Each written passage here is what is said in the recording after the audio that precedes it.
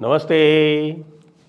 आप सभी का स्वागत है पुनः 3 दिन के अंतराल के पश्चात। और आप सभी लोगों को मुझे धन्यवाद देना है जिस प्रकार से आपने तन मन और धन तीनों के साथ दी जयपुर डायलॉग्स एनुअल समिट 2024 को सफल बनाया।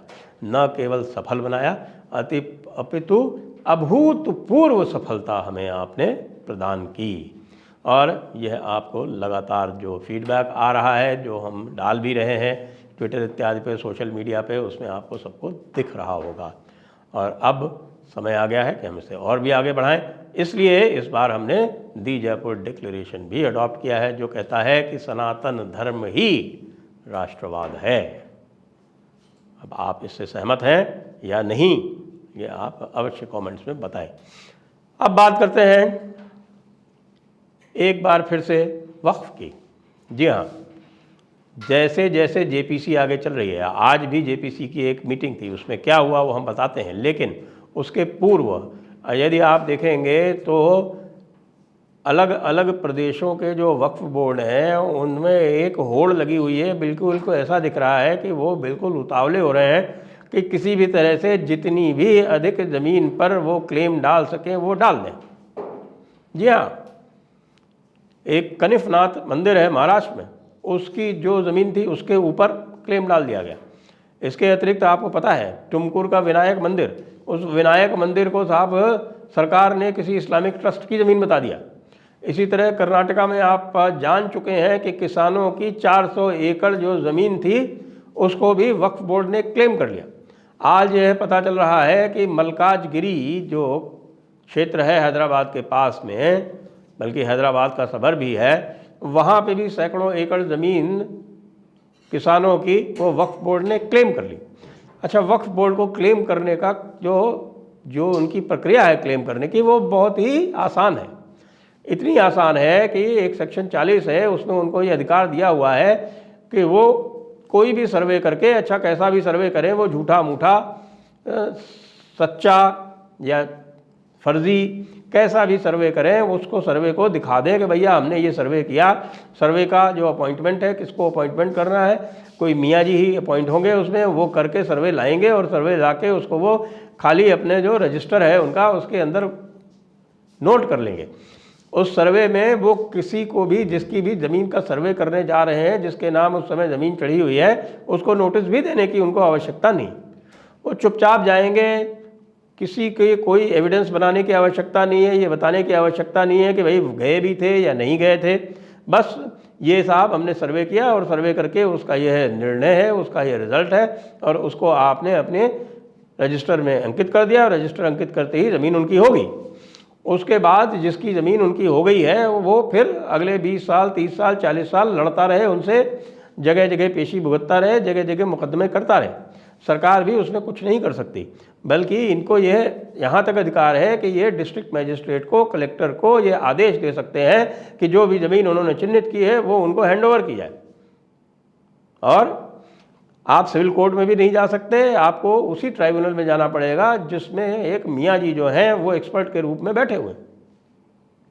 अब आप ये बताइए कि इस प्रकार के सिस्टम में किसी के पास कोई भी ज़मीन, भूमि, प्रॉपर्टी बची रहेगी क्या? विशेष करके जब भाईजान लोगों की जो किताब है उसमें ये लिखा हुआ है कि पूरी की पूरी ज़मीन अल्लाह की और अल्लाह के बंदों की है। उसके अतिरिक्त उनकी थियोलॉजी में जो उनका इज्तिमा है वो ये कहता है कि भाई एक जगह जहाँ भी दारुल खिलाफा रह चुका है, दारुल खिलाफा का मतलब ये होता है कि जहाँ भी इस्लामिक रूल रह चुका है वो सारी ज़मीन मुसलमानों को वापस क्लेम करने का अधिकार है, वो सारी ज़मीन वक्फ है। आपको ध्यान होना चाहिए कि हमास इसी सिद्धांत पर चलता है। आइए आज की बात करते हैं।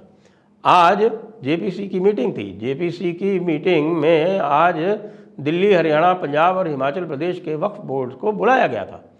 तो दिल्ली वक्फ बोर्ड में इस समय के एडमिनिस्ट्रेटर नियुक्त हैं और एडमिनिस्ट्रेटर ने जो रिपोर्ट वहाँ पर पेश की वो हमारे आम आदमी पार्टी है, जिसको हम कहते हैं जो ये वोट चाटुकार जो है, तो ये वोट चाटुकार लोग, ये सारी के सारी तथाकथित जो अपने आप को सेक्युलर कहती हैं, क्योंकि सेक्युलर का मतलब होता है एंटी हिंदू, तो भारत में तो सेक्युलर का मतलब होता है एंटी हिंदू और सेक्युलर का मतलब होता है वो वोट चटवा। तो ये जो वोट चटवा पार्टी है यानी मुस्लिम वोट चटवा, तो मुस्लिम वोट चटवा जो पार्टीज़ हैं उनके एक प्रतिनिधि हैं आम आदमी पार्टी के संजय सिंह, जो कि जेपीसी में सदस्य हैं। तो संजय सिंह ने उसके ऊपर आपत्ति उठाई और आपत्ति उठा के एक छोटा सा यही बहाना बना के और वो वॉकआउट कर गए। आज किसी ने बोतल नहीं फोड़ी, क्योंकि ये पिछली मीटिंग में जब बोतल फोड़ी गई थी तो जो श्री हमारे कौन से कल्याण बनर्जी कहते हैं उसको आप लोग, लेकिन अगर आप बंगाली जानते हो तो उनका सही जो प्रोनाउंसिएशन होगा वो होगा कल्याण बनर्जी। तो कल्याण बंदोपाध्याय, तो कल्याण बंदोपाध्याय जी आज उपस्थित नहीं थे, उनको एक मीटिंग के लिए सस्पेंड किया गया। ये भी बड़े आश्चर्य की बात है कि कोई व्यक्ति चेयरमैन को एक बोतल तोड़ के और उस बोतल के एक टुकड़े से निशाना साध के दूर से मारे, यदि उनके लग जाती कहीं पर तो संभवतः उनकी मृत्यु तक हो सकती थी। और इस तरह के केस में उनको मात्र एक दिन के लिए निलंबित किया गया है। मैं पार्लियामेंट के स्पीकर्स और पार्लियामेंट के ये जो प्रोसीजर है इस पर बहुत समय से आपत्ति उठाता रहा हूँ और यह कहता रहा हूँ कि ये जो विशेष प्रिविलेजेस ये दी गई हैं कि आप कोई भी गुंडागर्दी कर सकते हैं पार्लियामेंट हाउस के अंतर्गत, और केवल या तो जो कार्यवाही है वो स्थगित कर दी जाती है, एडजर्नमेंट हो जाता है, या फिर अधिक से अधिक किसी भी बहुत ही कोई गंभीर होता है कोई कारण तो उसको कुछ समय के लिए निलंबित किया जा सकता है। ऐसे कार्यों में ऐसे कार्य जो करते हैं उनके विरुद्ध निश्चित रूप से फौजदारी की कार्रवाई होनी चाहिए। ये जब आप नहीं करते हैं तो फिर आप दूसरे सदस्यों को और प्रोत्साहित करते हैं कि वो इसी तरह की कार्रवाई दोबारा करें, और यही यहाँ पर भी हो रहा है। तो खैर आज किसी तरह की मारपीट का तो प्रयास नहीं हुआ, किसी तरह की गुत्थम गुत्था नहीं हुई, लेकिन संजय सिंह और उनके साथ कांग्रेस के और अन्य जो सबके नाम जो मैं देख रहा था तो सबके नाम जो थे वो अरबी ही थे। तो अरबी नाम आप जानते हैं किसके होते हैं भारत में, तो वे सारे के सारे बायकॉट कर गए। अब ये बायकॉट क्यों बार बार किया जा रहा है? ये बायकॉट केवल इसलिए किया जा रहा है कि जो यहाँ का गोदी मीडिया है, असल में जो गोदी मीडिया है वो गोद में तो कांग्रेस की बैठा हुआ है ना, नहीं तो 11 साल सरकार को जिस सरकार को हो गए उसके रहते हुए भी कांग्रेस से लोग इतने आतंकित रहते हैं मीडिया के, तो आप सोच सकते हैं कि असली गोदी मीडिया कौन है। तो ये जो कांग्रेस का जो इकोसिस्टम का जो मीडिया है वो इस बारे में कुछ भी आपको विशेष समाचार नहीं देता। अब ये वॉकआउट कर गए इसलिए क्योंकि इनका यही जो इकोसिस्टम है वो इसको बाद में पूरे प्रोसेस को डीलेजिटिमाइज कर सके। समस्या इसमें बस यही एक आने वाली है कि ये डीलेजिटिमाइज करेंगे तो, लेकिन पश्चिम में भी भाई कुछ खास परिवर्तन होता दिख रहा है। जिस प्रकार से डोनाल्ड ट्रंप की रेटिंग बढ़ रही है और इनके जो प्रिय सोरोस हैं उनके जो इकोसिस्टम है वो पीछे हटता दिख रहा है। यदि कहीं भगवान की कृपा से ट्रंप जीत गया तो भाई इस इकोसिस्टम को बहुत झटका लगने वाला है, बांग्लादेश वालों को भी लगने वाला है, पाकिस्तान वालों को भी लगने वाला है और यूक्रेन वालों को भी लगने वाला है। लेकिन इन्हीं सारी कंटिजेंसीज को देखते हुए हरकतें जो हैं वो बढ़ा दी गई हैं।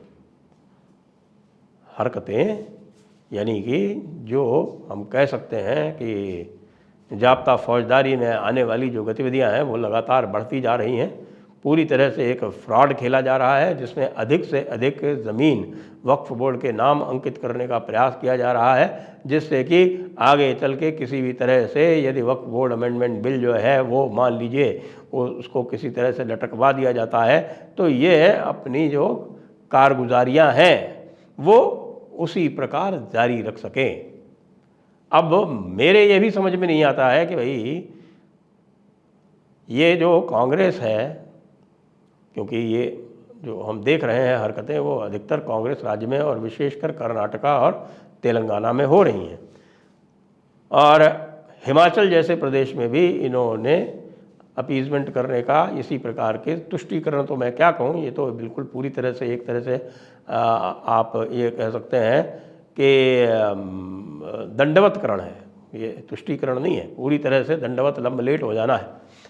तो ये जो लंबलेटकरण का जो प्रोसेस इन्होंने चालू कर रखा है, ऐसा क्या है हिमाचल में, ये क्या चाहते हैं कि 2% जो इनकी जनसंख्या है, इनके वोट बैंक की, ये किस प्रकार से हिमाचल में इनको लाभ दे सकेगी। लेकिन ये बिल्कुल जो टॉप पे बैठे हुए हैं महाराज, जो इनके प्रिंस हैं, प्रिंस राजकुमार, वो संभवतः अगला चुनाव जो है वो भारत में नहीं लड़के, संभवतः वो कैलिफोर्निया में लड़ना चाहते हैं। और लगता है इसीलिए वो ये लिबरल ब्राउनी पॉइंट्स यहाँ पर इकट्ठे कर रहे हैं। जो भी हो, समस्या गंभीर है और मैं आशा करता हूँ कि भाई जैसे ही विंटर सेशन कन्वीन होता है दिसंबर में, वैसे ही यानी कि फ्राइडे तक की, यानी जब कन्वीन होगा, कन्वीन होने के 6 दिन के बाद का समय दिया हुआ है, तो फ्राइडे तक ये रिपोर्ट सबमिट हो जाएगी। जिस प्रकार से गंभीरता से जेपीसी काम कर रही है, उससे लगता है कि निश्चित रूप से हो जाएगी।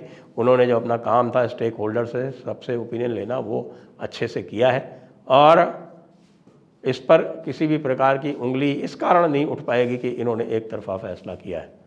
लेकिन यह बिल्कुल आवश्यक हो गया है, क्योंकि यह पूरी तरह से एक, जिसको हम बोलते हैं ये द पैक्ट ऑफ उमर या ज़िम्मा जिसको बोलते हैं, जिस ज़िम्मे के तहत मुसलमानों के अतिरिक्त बाकी सभी के जो अधिकार थे वो दोयम दर्जे के थे। तो ये जो दोयम दर्जे के अधिकार देने वाला अधिनियम है, वो आज के भारत के संविधान के अनुरूप बना दिया जाएगा और कम से कम लोगों को इक्वल राइट और राइट ऑफ हियरिंग तो दे दिया जाएगा, और इसको जो है दूसरे सारे कानूनों के ऊपर भी नहीं रखा जाएगा, दूसरे कानूनों के बराबर रखा जाएगा। यानी एक इस्लामी उपनिवेशवाद का अंत इस कानून के संशोधन के बाद हो सकेगा। जय हिंद, जय भारत, वंदे मातरम।